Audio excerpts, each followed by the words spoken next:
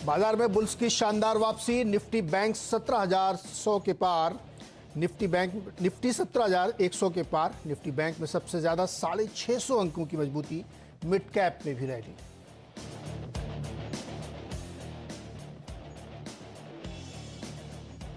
Metal शेयरों में अच्छी रौनक, निफ्टी मेटल इंडेक्स करीब 2% चढ़ा, नैल्को और हिंडाल्को 4% तक उछले। एल्युमिनियम के फ्लैट रोल्ड प्रोडक्ट्स पर 5 साल की एंटी डंपिंग ड्यूटी लगने से बढ़ा जोश, अन्य मेटल शेयर भी चमके।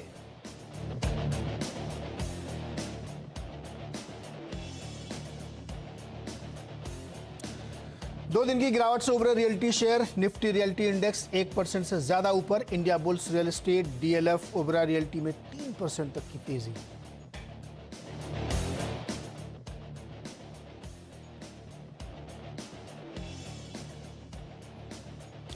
और फर्टिलाइजर शेयरों में हो रही अच्छी कमाई, 3% तक दौड़े चंबल, दीपक और मद्रास फर्टिलाइजर्स के शेयर। आज गोरखपुर में फर्टिलाइजर प्लांट का लोकार्पण करेंगे प्रधानमंत्री नरेंद्र मोदी।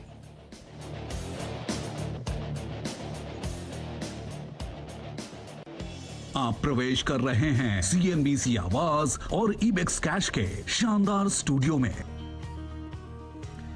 स्वागत है आपका इबिक्स कैश स्टूडियो में। आप देख रहे हैं ट्रेडर्स हॉटलाइन और इस वक्त बाजार पर नजर डालें तो एक बहुत ही बेहतरीन मजबूत रैली, 600 पॉइंट की सब दमदार तेजी सेंसेक्स में, और निफ्टी 250 पॉइंट के साथ ऊपर कारोबार कर रहा है। 17,088, 87, 88, 17,100 के लेवल हासिल करने की कोशिश, और बैंक निफ्टी में करीब 600 पॉइंट की मजबूती अब तक देखने को मिले। एडवांस डिक्लाइन भी बहुत अच्छा है, 2121, 2121 शेयर बढ़ने वाले और 455 शेयर गिरने वाले, यानी 4:6.1 का एडवांस डिक्लाइन रेशियो है। ये बहुत ही शानदार माना जाएगा। निफ्टी पे नजर डालें तो यहाँ पे जो टॉप गेनर्स के तौर पे सामने खड़ा है वो मेटल स्टॉक है, हिंडाल्को, इसके अलावा कोटक और एक्सिस बैंक में भी अच्छी मजबूती है। टाटा स्टील में भी कम बैक देखने को मिल रहा है। थोड़ा सा पीछे कौन खिसक रहे हैं, फार्मा, ओमाइक्रॉन के डर थोड़े कम हुए तो इसलिए सिप्ला, डॉक्टर रेड्डीज, डिवीज लैब जैसे शेयरों में हल्का हल्का प्रेशर यहाँ पे आपको देखने को मिल रहा है। लेकिन फ्यूचर्स मार्केट पर अगर आप नजर डालें तो सबसे बेहतरीन मजबूती आपको वहाँ पे कई सारे स्टॉक्स है जहाँ पे देखने को मिले। मणप्पुरम फाइनेंस आज सरप्राइजिंगली काफ़ी बढ़िया ट्रेड करता हुआ यहाँ पे देखने को मिल रहा है। लेकिन और तमाम स्टॉक्स हैं जो बढ़िया मजबूती यहाँ पे कामकाज करते हुए देखने को मिल रहे हैं। इंडिया बुल्स हाउसिंग फाइनेंस 6% की शानदार मजबूती के साथ कामकाज कर रहा है। तो ऐसे में आपको करना क्या है, किस तरीके के ट्रेड्स आपको यहाँ पे लेने चाहिए, प्रकाश गाबा जी हमारी मदद के लिए हैं। गाबा सर, बहुत बहुत स्वागत है आपका। आज बाजार ने बहुत ही शानदार कमबैक किया है, तो आज आपका मूड ठीक होगा मेरे ख्याल में। निफ्टी में आज लॉन्ग ट्रेड बनाएंगे आप? अकॉर्डिंग टू यू आज गैप अप खुला, गैप अप खुलने के बाद सस्टेन किया और उसके बाद अपो मिला, और मुझे लगता है 17,200 एक पहला पड़ाव रहेगा। उसके बाद 17,300 भी पॉसिबल है एक दो दिनों में, क्योंकि जो आज मूव मिला है वो लगता है शॉर्ट्स को थोड़ा ट्रैप करेगा। अगर यहाँ पर आज सस्टेन हो गया तो कल तो शॉर्ट्स को कवर करना पड़ेगा। परसों एक्सपायरी है, शायद थर्सडे को एक्सपायरी भी है ना, वीकली एक्सपायरी। तो गावा सर, ये शॉर्ट कवरिंग का ज्यादा दम है या फ्रेश बाइंग भी आपको दिखाई दे रही है? अब तक तो शॉर्ट कवरिंग नजर आ रहा है, फ्रेश बाइंग नजर नहीं आती। फ्रेश बाइंग शायद बाद में नजर आए थर्सडे के बाद, लेकिन अब तक तो शॉर्ट कवरिंग नजर आती है। और शॉर्ट्स ट्रैप्ड है तो अपने आप को बचाव के लिए अपमूव ले जाएंगे, बाइंग तो बाद में आएगी। मार्केट दो तरफ से ऊपर जाते हैं, या तो शॉर्ट कवरिंग में या तो रियल बाइंग से। रियल बाइंग तो नहीं है क्योंकि अपर रीजन से प्रॉफिट बुकिंग थी, उसके बाद थोड़ी अपॉर्चुनिस्टिक शॉर्टिंग भी थी, अब वो शॉर्ट कवरिंग हो रही है। तो निफ्टी में फिर क्या पोजीशन लें या अभी निफ्टी छोड़े स्टॉक पे फोकस करें? स्टॉक में फोकस करना चाहिए, और क्या, सिंपल। मेरे ख्याल से स्टॉक के सिवा कुछ है ही नहीं, और स्टॉक में ही फोकस करना चाहिए। बताइए कौन से स्टॉक पे आपका ध्यान है? मुझे कोटक महिंद्रा बैंक अच्छा लगता है इसमें। मुझे लगता है यहाँ 2000 तक जाएगा। यहाँ पर भी शॉर्ट कवरिंग है और शॉर्ट कवरिंग करीब 2000 तक ले जाएगा। हाँ, 2000 एक साइकोलॉजिकल रेसिस्टेंस है, वहां पर जाकर रुक सकता है, उसके आसपास जा सकता है। लेकिन यस, शॉर्ट कवरिंग आनी चाहिए कोटक महिंद्रा बैंक में, क्योंकि काफी गिरावट हुई है और यहाँ पर एक अपमूव मिलना चाहिए कोटक महिंद्रा बैंक। कोटक बैंक में एक अपमूव मिलना चाहिए, और गाबा सर को लगता है कि 2000 रुपए तक जा सकता है कोटक बैंक का शेयर, तो यहाँ पे आप मूव ले सकते हैं। यहाँ पे बनता हुआ दिख रहा है। चलिए अब दर्शकों की तरफ बढ़ते हैं। हरीश चावला जी हमारे साथ दिल्ली से जुड़ रहे हैं। हरीश जी नमस्कार, सवाल बताएं अपना सर। नमस्कार सर, नमस्कार। हरीश चावला बोल रहा हूँ जी। मेरा सवाल था आरती ड्रग्स को लेके। मैंने जून 21 में 340 शेयर्स परचेज किए थे 737 के रेट पे, और आज की डेट में ये अप्रोक्स 536 537 के आसपास चल रहा है। तो मैं ये जानना चाह रहा था कि मैं इसमें एवरेज करूं, इसको होल्ड करूं या निकल जाऊं। ओके गाबा सर, आरती ड्रग्स इनकी बाइंग से काफ़ी नीचे आ गया है, करीब 200 रुपये पर शेयर। अब इनका सवाल ये है कि तीनों ऑप्शन है, एवरेज का ऑप्शन है, एग्जिट का ऑप्शन है, या रुके रहे, क्या करना चाहिए इनको? बेस्ट ऑप्शन क्या होगा?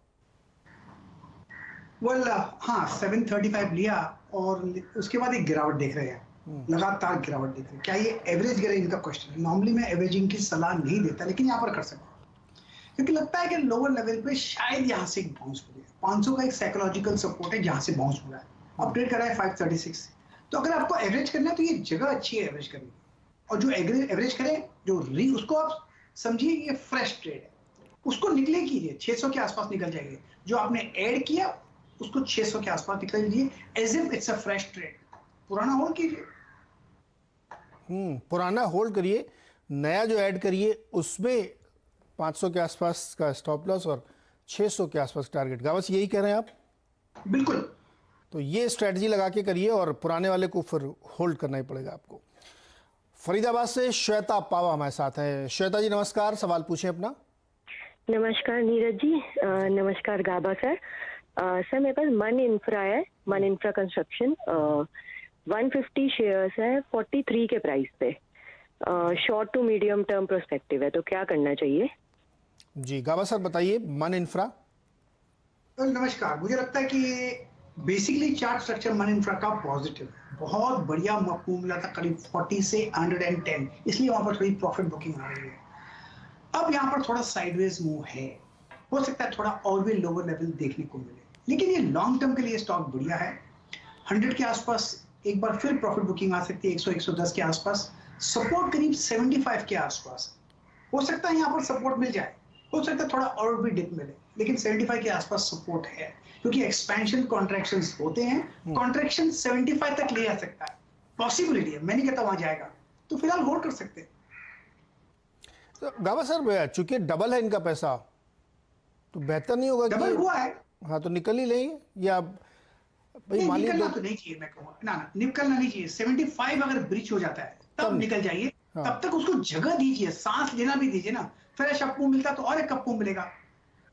ओके। जैसे आप ट्रेड कर रहे हैं 90 और 75 का स्टॉप बता रहा हूं मैं इनको, trading stop lock in profit के लिए, ये 15 रुपए का फर्क हुआ। अगर यहाँ से 15 रुपया ऊपर जाता है तो अपना स्टॉप भी 15 रुपया बढ़ाइए, हमेशा अपना स्टॉप 15 रुपया ही रखिए।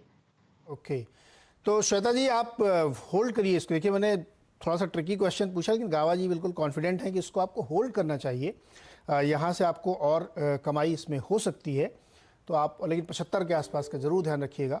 तो मन इंफ्रा में होल्ड की सा है। गावा सर, एक अंकुर पटेल जी हैं, उन्होंने बैंक ऑफ बड़ौदा के 8,400 शेयर ले रखे हैं 105 पे, क्या करना चाहिए इनको?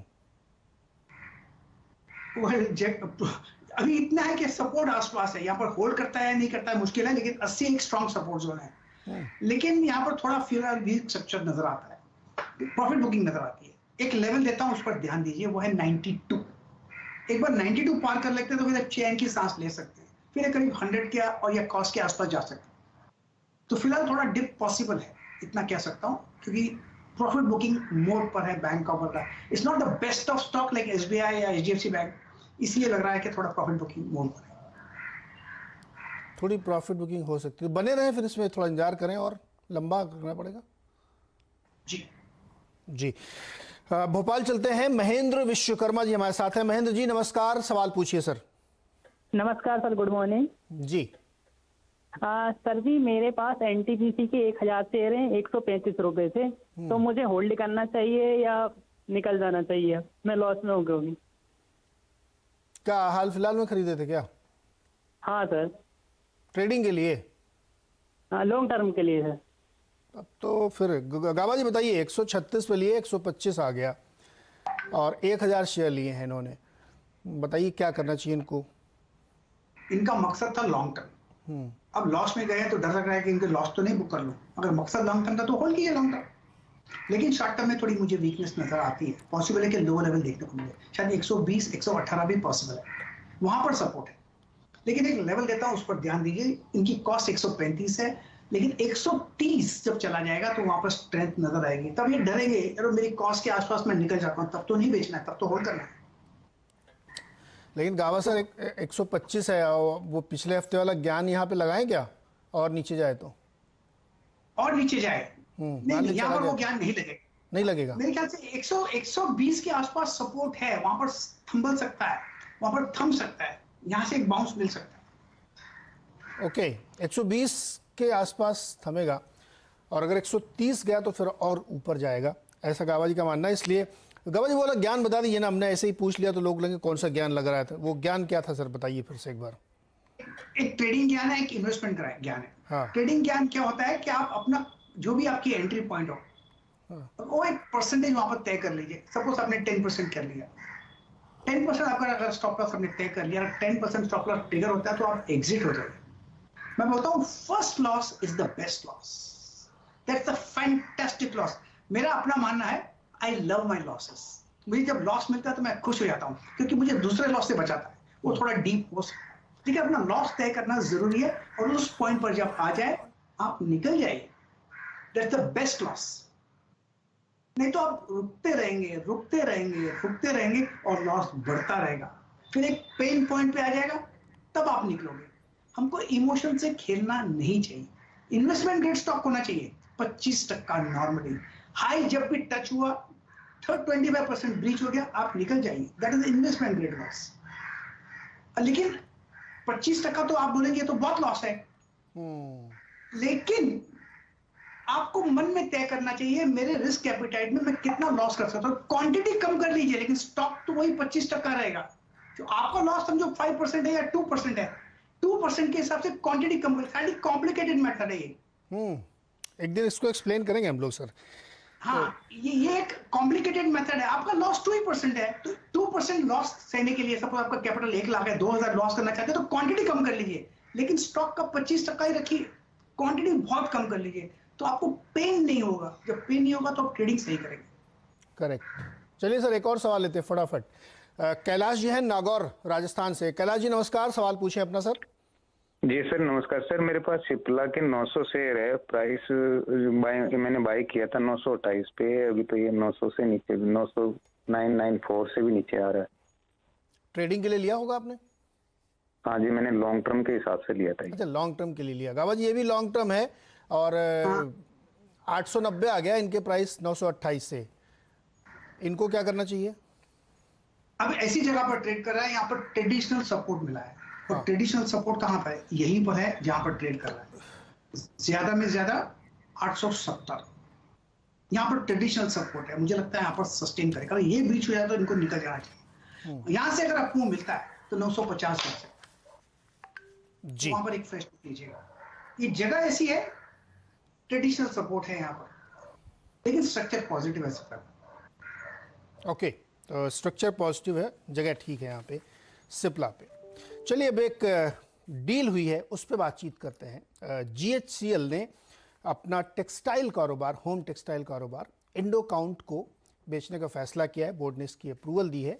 539 करोड़ रुपए में ये डील हुई है, और कुछ हिस्सा US का जो इनका है उसको भी इस डील में शामिल किया गया, तो क्लोज टू 600 के आसपास ये डील बनेगी। इस पर ज़्यादा बातचीत करने के लिए हमारे साथ हैं GHCL के MD RS जालान साहब। जालान साहब, बहुत बहुत स्वागत है CNBC आवाज़ पर।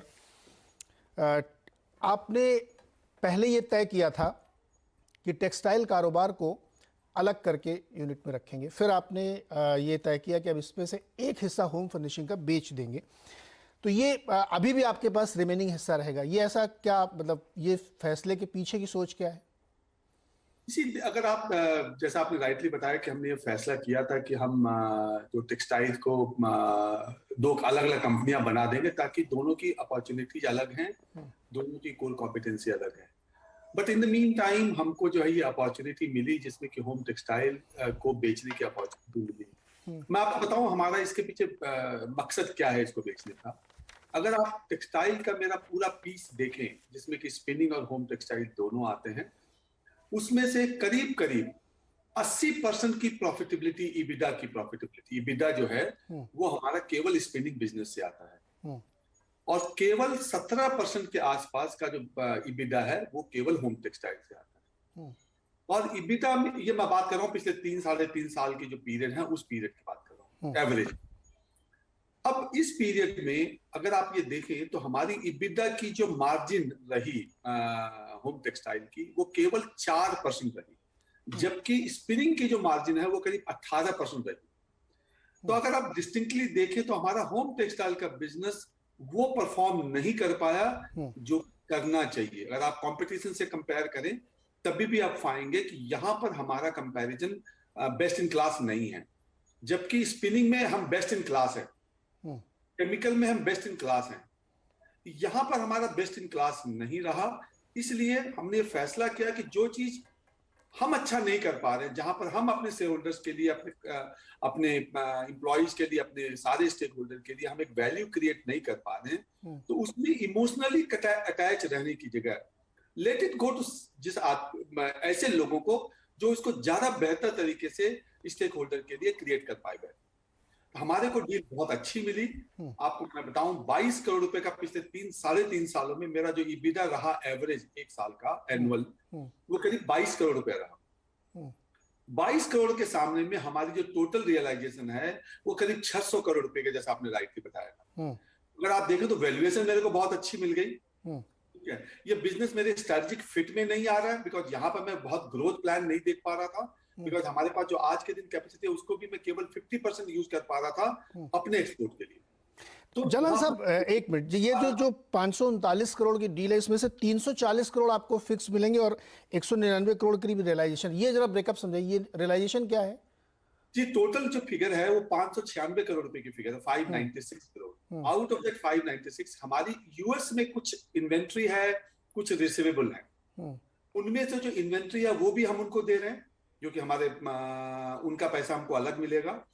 उसके अलावा जैसा आपने राइटली बताया, फिक्स एसेट्स के लिए 340 करोड़ रुपया है, प्लस बाद में की जो फिगर है उसमें कुछ ब्रांड की वैल्यू है 11 करोड़ रुपया, बाद में की वर्किंग कैपिटल का फिगर है। तो सारे फिगर को मिलाकर के जो टोटल फिगर है वो 596 करोड़ है। तो 22 करोड़ रुपए के ईबिडा के सामने में, मेरा 3.5 साल का एवरेज के सामने में 596 करोड़ का जो मेरे को जो रियलाइजेशन मिला, which is very good price for us. तो हमने स्ट्रेटेजिकली हमारा फिट नहीं बैठ रहा था, जबकि हम स्पिनिंग में बहुत अच्छा कर रहे हैं। जैसे मैंने बताया 108 करोड़ रुपए का एवरेज ईबिडा है 3.5 साल का, तो 108 करोड़ रुपए के ईबिडा को हमने रिटेन कर लिया। केवल छोटा सा जो पोर्शन 22 करोड़ रुपए का है, जिसका कि जीएसएल के पूरे बिजनेस में अगर मैं सोडा इसको भी मिला दूं तो ईबिडा में केवल 5% का भी हिस्सा नहीं है, 5% से भी नीचे है, मे बी 3%। तो मेरे जीएसएल की ओवरऑल प्रॉफिटेबिलिटी में इसका बहुत बड़ा रोल नहीं है, जबकि मेरे को 600 करोड़ रुपए वहां से मिल रहे हैं, जिसको कि मैं अपने जो कोर कॉम्पिटेंसी है, केमिकल, सोडास है, स्पिनिंग है, लेकिन जालान साहब जब देखिए अच्छा रिटर्न दे पाऊंगा हमारे से। जालान साहब, निवेशक ये भी जानना चाहते हैं कि जब आप ये कह रहे हैं कि ये बिजनेस हमको बहुत प्रॉफिटेबल नहीं दिख रहा था, कोर कॉम्पिटेंसी से अलग था, इसलिए हमने इसको बेच दिया, लेकिन अभी भी आपके पास स्पिनिंग का बिजनेस, मदुरई की यूनिट आपके पास रहेगी और आपकी कोर कॉम्पिटेंसी केमिकल में, तो फिर उसको क्यों रख रहे हैं आप? नहीं, देखिए, अब मैं ये नहीं बोलूंगा कि मेरी कोर कॉम्पिटेंसी केमिकल में है। मेरी core competency large manufacturing, produce and sell है।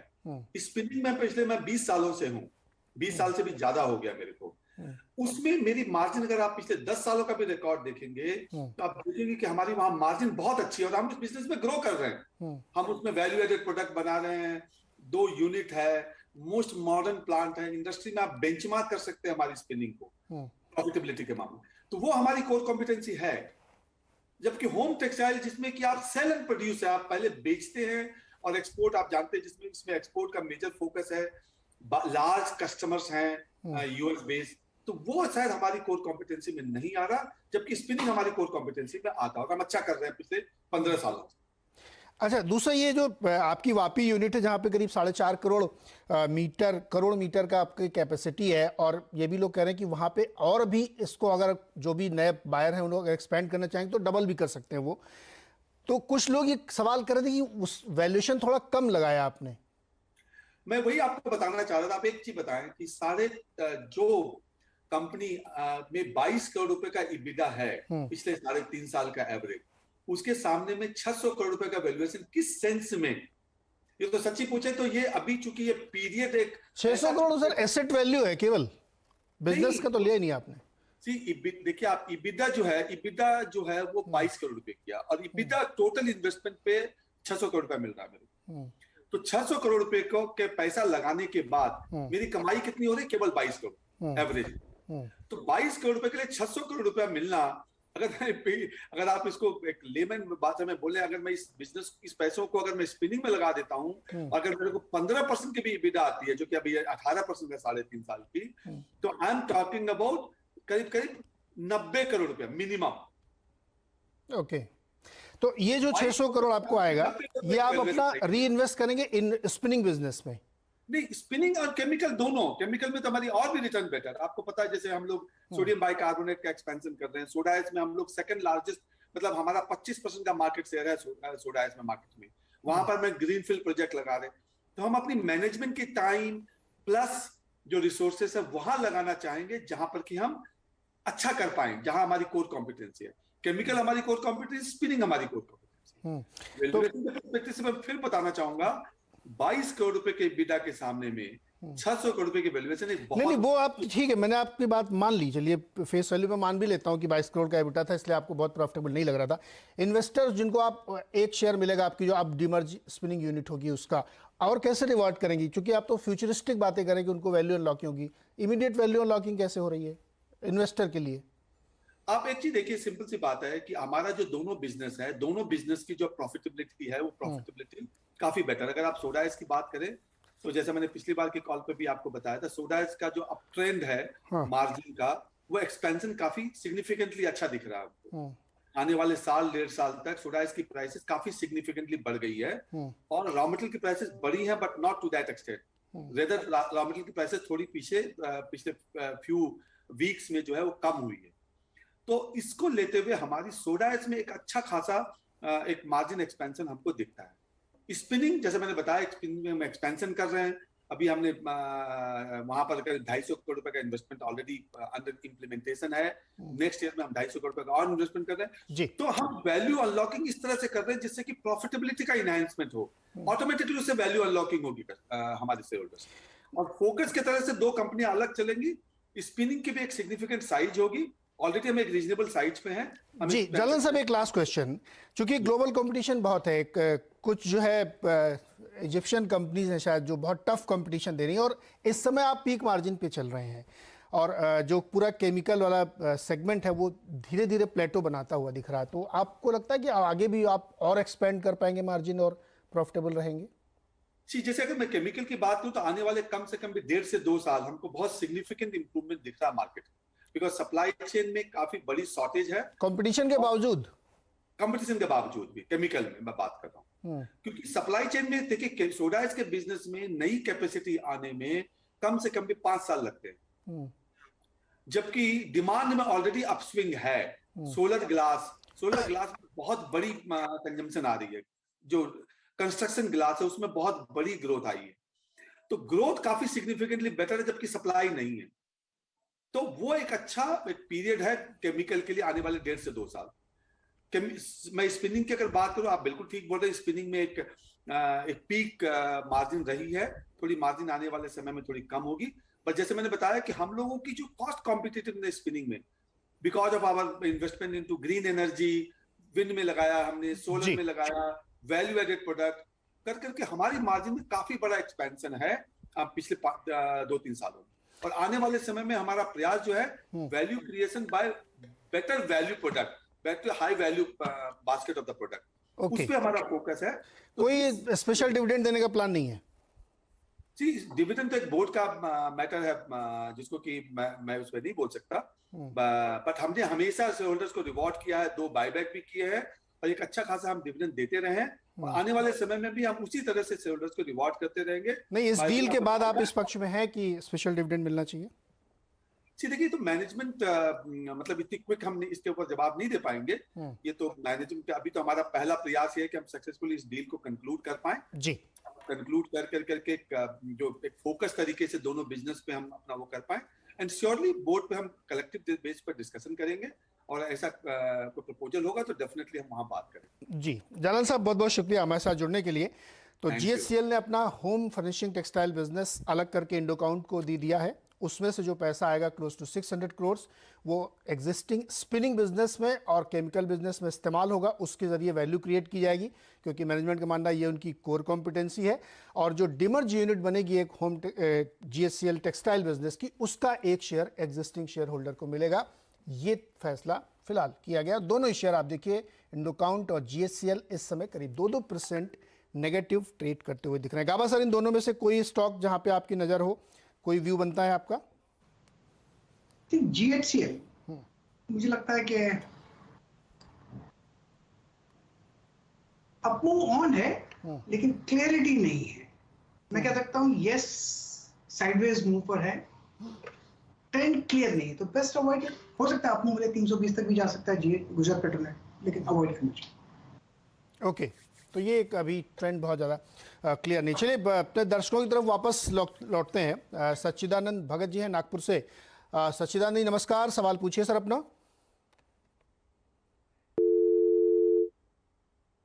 सवाल ले लेते हैं उनका। गाबा सर, GIC इनका सवाल था, जनरल इंश्योरेंस वाला, जो सरकारी कंपनी 414 शेयर इन्होंने लिए, 145 के आसपास प्राइस चल रहा है। GIC REGIC ऐसी आ रही जी, ये स्ट्रक्चरली थोड़ी गिरावट है। अब अपमूव अब तक नजर नहीं आता। अपमूव नजर तब आएगा जब ये 150 के ऊपर चला जाएगा, तब तक स्लो स्लगिश डाउन मूव है। Trend is missing. अगर कोई ट्रेंड है तो डाउन है, अपसाइड का नहीं है। तो और वॉल्यूम्स भी बहुत ही कम होते हैं, अवॉइड करें तो अच्छा है। अगर ध्यान देना पड़े, इनके पास अगर है तो 150 को क्रॉस करने का इंतजार कीजिए। 150 पार कर लेगा, फिर 180 190 तक जा सकता है। 180 समझिए, 180 तक जा सकता है अगर आप पेशेंस रखेंगे तो। संजय जी हैं पुणे से। संजय जी नमस्कार, सवाल पूछिए। हेलो। हाँ सर, संजय जी सवाल पूछिए। संजय, आपको मेरी आवाज आ रही है तो सवाल पूछिए अपना। संजय जी को मेरी आवाज नहीं पहुंच रही है। लेकिन गाबा सर, एक स्पेस है जो आज कमजोर दिख रहा था, वो है पैथ लैब वाला, डॉक्टर लाल, मेट्रोपोलिस, इन तमाम में वीकनेस दिख रही है, क्योंकि महाराष्ट्र सरकार ने कहा है कि टेस्टिंग के रेट 350 रुपये कर दिए गए। अगर आप लैब पे जाते हैं, घर में थोड़े से ज़्यादा है उससे। तो डॉक्टर लाल पैथ लैब जो इस समय वीक दिख रहा है, क्या यहाँ पे कोई ट्रेड बनता है कि ऊपर की तरफ जा सकता है? ये ऊपर जाने की संभावना थोड़ी कम है, नीचे जाने की स्लाइड होने की संभावना लाल पैथ लैब में थोड़ी ज्यादा है। अगर ऐसा कुछ होता है तो 3400 का भी जोन देखने को मिल सकता है। 34 और 33 पॉसिबल है, 3300। तो लाल पैथ लैब में थोड़ा सेलिंग प्रेशर है। लाल पैथ लैब में थोड़ा सा भी प्रेशर है। वैसे ये वाले स्टॉक्स जो है ना, बहुत ही न्यूज ड्रिवन काउंटर है, एक दिन ऊपर एक दिन नीचे चल रहे हैं आजकल पिछले 2-3 दिनों से। सर, एक सवाल है प्रवीण जी का। चंबल फर्टिलाइजर्स में इन्होंने कॉल ऑप्शन ले रखा है 5.75 पे। जब चंबल फर्टिलाइजर का शेयर दिखाइए, 460 रुपए वाला कॉल खरीदा इन्होंने, स्ट्राइक प्राइस वो रखा है 5.25 रुपए पे। क्या करना चाहिए सर इनको? 460 वाला? हाँ नहीं, फिर तो निकल जाना है जो मिला हो अपना, क्योंकि अब ट्रेड करा है 400 से 460, हाँ। 60 रुपीज का up move, deep out of the money, निकल जाना चाहिए। जो मिला अपना, जो मिला वो लेके निकल लीजिए, कि बहुत दूर का आपने लिया है और अगर इतना अच्छा मूव नहीं बना तो फिर मुश्किल हो जाएगी इसमें। गाबा सर, बहुत बहुत शुक्रिया तमाम सवालों के और दर्शकों की मदद करने के लिए। लेकिन यहाँ पे अब मुझे एक ब्रेक लेना है और ब्रेक में जाते जाते अपने दर्शकों को याद दिला देंगे, CNBC आवाज़ और NSE साथ में मिलकर इन्वेस्टर्स को जागरूक बनाने के लिए खास कैंपेन चला रहे हैं, जिसका नाम है इन्फॉर्म्ड इन्वेस्टर। और इसमें हम आपको ये जानकारी दें कि कंप्यूटर की समझ रखने वाले ही डिजिटल कॉन्ट्रैक्ट नोट चुनें। इलेक्ट्रॉनिक कॉन्ट्रैक्ट नोट का विकल्प चुनने पर आपको अपना ईमेल आईडी डिटेल्स के साथ ही ऑथराइजेशन लेटर ब्रोकर को देना पड़ सकता है। कॉन्ट्रैक्ट नोट में दिए डिटेल्स और ऑर्डर को हमेशा क्रॉस चेक करें। किसी अनसुलझे मुद्दे के निपटारे के लिए नज़दीकी NSE इन्वेस्टर सेल से भी संपर्क कर सकते हैं। तो चलिए, ट्रेडर्स हॉटलाइन में फिलहाल इतना ही, लेकिन आप कहीं जाइएगा मत। ब्रेक के तुरंत बाद होगा खिलाड़ी नंबर 1।